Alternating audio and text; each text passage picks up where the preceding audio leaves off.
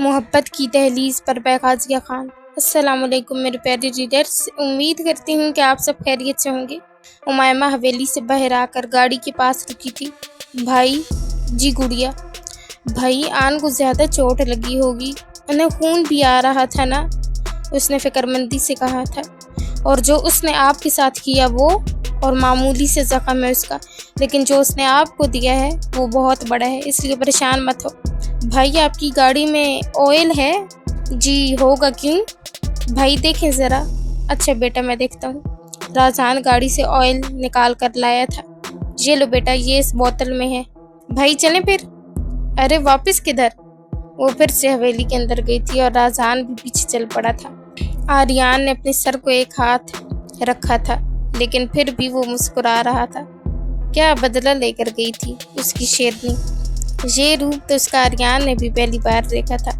सितारा तारा ने एक हाथ से अपने चकराते सर को थामा था और दूसरे से उठने की कोशिश की थी। आर्यान उठने में ही मदद कर दो, सितारा ने कहा था, और आर्यान अभी उसका हाथ पकड़कर उठाता कि उमायमा गुस्से से चिल्ला उठी थी। खबरदार, जो हाथ भी लगाए इसे मैं आपका मुंह तोड़ दूंगी, उमायमा चिल्ला उठी थी।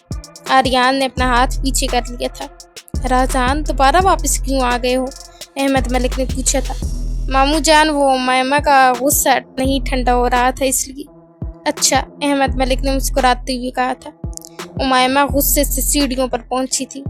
मेरा मतलब है, मैंने इतना मारा है तो उठाऊंगी भी मैं ना, उमायमा ने दांत पीसते हुए कहा था। नहीं, मैं खुद उठ जाऊंगी, तुम्हारा क्या भरोसा, फिर गिरा दिया तो, तारा ने कहा था। अरे नहीं, मैं क्यों मारूंगी, पागल थोड़ी हूँ मैं। चलो आओ। उमायमा ने हाथ बढ़ाया था उसे उठाने के लिए।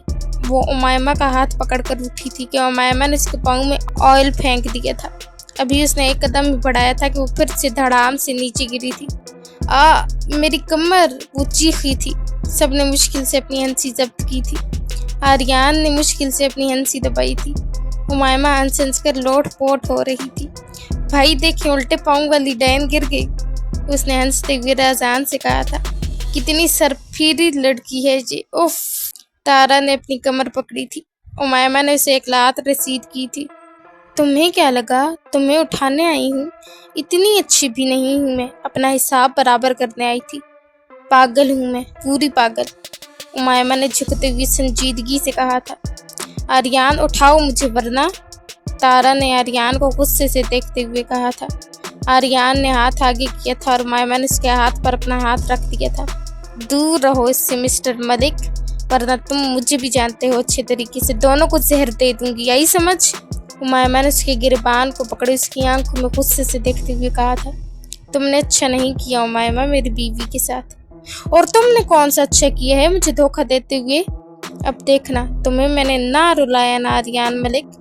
तुम मेरा नाम भी उमायमा शहरोज खान नहीं, पहले भी रुला ही रही थी, अब कौन सा नया काम करोगी? अब तड़पोगे तुम आर्यान मलिक, देखना। जस्ट वेट एंड वॉच, देख लेंगे, अभी निकलो लड़की, सितारा ने नफरत भरे लहजे में कहा था। देखे ना भाई, गिरे हुए लोग आज हमारे ही पाँव में गिरे हुए हैं, उमायमा ने कहा था। आर्यान उठाओ मुझे, तारा ने गुस्से से कहा था, और आर्यान ने उमायमा को देखा था जो गुस्से से उसे ही देख रही थी कि उठा कर देखो जरा इसे, फिर देखना तुम। और आर्यान वहीं खड़ा रहा था। तारा गुस्से से आर्यान को देखती खुद ही खड़ी हो गई थी। नेक्स्ट टाइम अच्छे से प्रैक्टिस करके आऊँगी, फिर तुम अपने पैरों पर हरगिज खड़ी नहीं हो पाओगी, और आर्यान मलिक को भी ऐसा घाव दूंगी जिसको भरता रहेगा लेकिन वो भर नहीं पाएगा, याद रखना आर्यान तुम। अब उमायमा उसे गुस्से से देखते कहकर सीढ़ियों से नीचे उतरी थी। चलो उमायमा, राजहान ने कहा था। लड़की देखना, केस कर दूंगी तुम पर। हाँ, जितने केस दिल है करो डाइन, आई डोंट केयर। और मेरा नाम लड़की नहीं है समझी, उमायमा शहरोज खान हूँ मैं। चले भाई।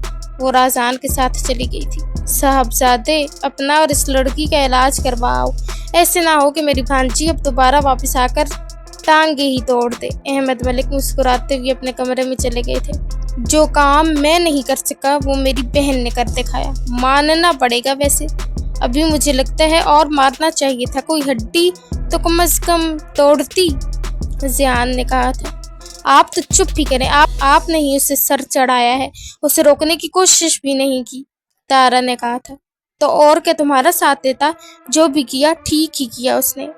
आर्यन, तारा ने उसे गुस्से से देखा था। क्या मेरे भाई को गुस्से से देख रही हो? कच्चा चबा जाओगी क्या? जियान ने कहा था। मेरा शोहर है, आपको क्या मसला है? हाँ ठीक ही हो रहा है आर्यन, तुम्हारे साथ भी। भाई?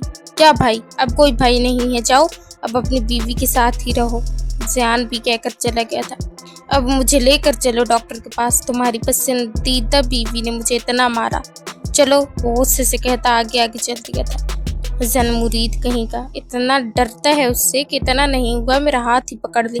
दिख नहीं रहा इसे कि उसने मुझे कितना मारा, मुझसे चला तक नहीं जा रहा। तारा ने फिर से जहर उगला था। निद्र जाओ, मायमा को बुला लो, लैला बेगम ने कहा था। मम्मा उसे सोने दे। बैठो नेता, वो रात को लेट सोई थी इसलिए। तुम गए थे उसे देखने? वो रात को हम हवेली गए थे। क्या? राजान क्यों गए थे? वो पहले ही बहुत परेशान है और तुम उसे फिर ले गए? शेरोज साहब ने संजीदगी से कहा था।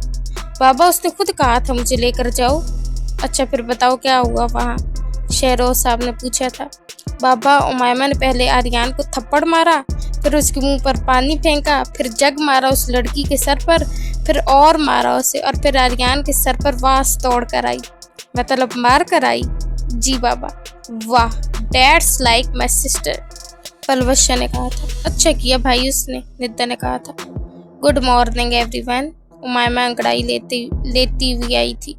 मेरी बेटी उठ गई? शहरोज साहब ने उठकर उसे सीने से लगाकर सर पर बोसा दिया था। कैसी है मेरी बेटी? बाबा, वो रूहान सी हुई थी। जी बेटा। बाबा, मैंने क्या किया था? बेटा, मेरी बेटी तो बहुत अच्छी है, मेरी बेटी ने तो कुछ नहीं किया, फिर मेरे साथ क्यों हुआ ऐसे? उमायमा, इधर आओ, बैठो, निदा ने उसे बिठाया था। आप ही बताएं ना, क्या वो मुझसे ज़्यादा प्यारी है? नहीं गुड़िया, आपसे ज़्यादा कोई प्यारा नहीं है। फिर आने क्यों की उससे शादी? क्योंकि वो अंधा है इसलिए। भाई आप बोले ना उन्हें, छोड़ दें उसे। बेटा हम क्या कहें, अब जैसे उसकी मर्जी, लैला बेगम ने कहा था। अच्छा गुड़िया छोड़ो ये सब, आप नाश्ता करो, राजान ने कहा था। नहीं करना मुझे। नाश्ता कर लो ना, फिर आपके लिए मेरे पास एक सरप्राइज़ है। मुझे कोई सरप्राइज़ नहीं चाहिए, अगर देना है तो मेरा आन मुझे वापस ला कर दे। ठीक है ला दूंगा, लेकिन उसके लिए आपको थोड़ा वेट करना होगा। भाई कितना वेट करूं? हाँ, जब मैं मर जाऊंगी तब वापस आएंगे। कैसी बातें कर रही हो बेटा, शेरोज साहब ने कहा था। उमायमा पागल हो गई हो, ऐसे क्यों कह रही हो, पलवशा ने कहा था। अच्छा चलो शाबाश, उमायमा नाश्ता करो। वैसे रात को मेरी भांजी ने कमाल ही कर दिया, अहमद मलिक ने हंसते हुए कहा था। जी पापा, मैं तो हैरान ही रह गया था। वैसे हड्डी वड्डी तोड़ कर जानी थी। बिल्कुल ठीक कह रही हैं भाई, हड्डी तो तोड़ कर जानी थी, फारिस ने कहा था। वैसे क्या लड़ी भाभी रात को, वाह मज़े ही आ गया, मतलब फुल स्वैग में आई थी, अनाया ने कहा था। गुड मॉर्निंग, आर्यन ने कहा था, और तारा भी साथ आई थी नाश्ते पर। सारे मूड का सत्यानाश कर दिया। अहमद मलिक नाश्ते से उठकर चले गए थे। मम्मा मैं भी कर चुकी हूँ। वो क्या है ना, ऐसे ना हो नाश्ते के बजाय जहर मुँह लग जाए, अनाया ने तारा की तरफ देखते हुए कहा था। मम्मा मैं भी ऑफिस जा रहा हूँ। चलो फारिस, जूस कड़वा हो गया है, फारिस ने जूस पीते हुए कहा था। आर्यन ने उसे घूरा था। भाई आपने खुद ही मिठास खत्म की है अपनी, और जहर को गले लगाया है, मुझे क्यों घूर रहे हैं? क्या मतलब है तुम्हारा? तारा ने उसे घूरते हुए कहा था। कुछ नहीं, बाय मम्मा। बाय बेटा। मम्मा नाश्ता दे, आर्यन ने कहा था। बेटा अपनी बीवी से मांगो, दो शादियाँ की हैं तो अब मेरी कोई जिम्मेदारी नहीं है, नौकर नहीं है हम, इसके हाथ पाँव नहीं टूटे, बोलो इसको बना देगी, हमना बेगम ने कहा था। ताई अम्मी रात को टूटते टूटते रह गए, माँ ने हंसते हुए कहा था। तुम ना अपने काम से काम रखो लड़की, तारा ने गुस्से से उसे कहा था। एक बात तो बताओ, तुम मिर्ची चबाती हो या तुमने शाम से ट्रेनिंग ले रखी है? हमना बेगम ने चुप रहने का इशारा किया था, लेकिन वो भी आज पूछ कर ही रहने वाली थी। आर्यन और फरहान ने मुश्किल से अपनी हंसी जब्त की थी, क्योंकि उन्हें पता था माँ तो उससे आज लड़कर ही रहेगी। क्यों, तुम्हें भी लेनी है? अरे नहीं, मैं तो इसलिए पूछ रही थी कि दोनों की फितरत एक जैसी लग रही है ना, बस इसीलिए। जब भी मुंह खोलती हो जहर ही निकलता है।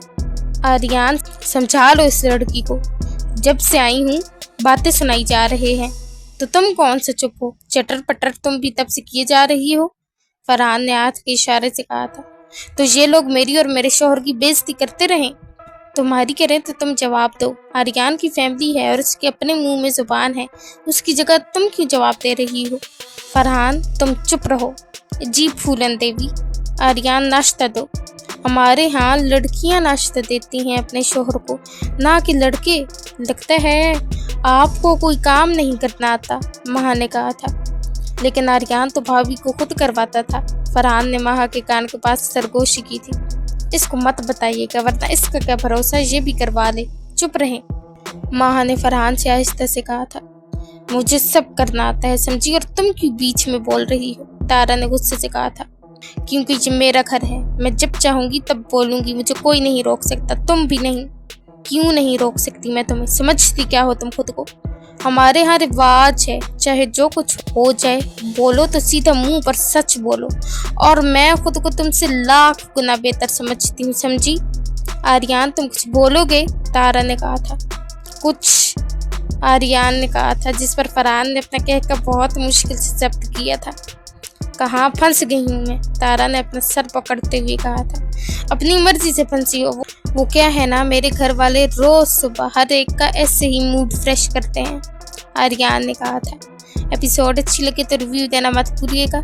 दुआओं में याद रखें, खुश रहें और हंसते मुस्कुराते रहें। अल्लाह हाफिज।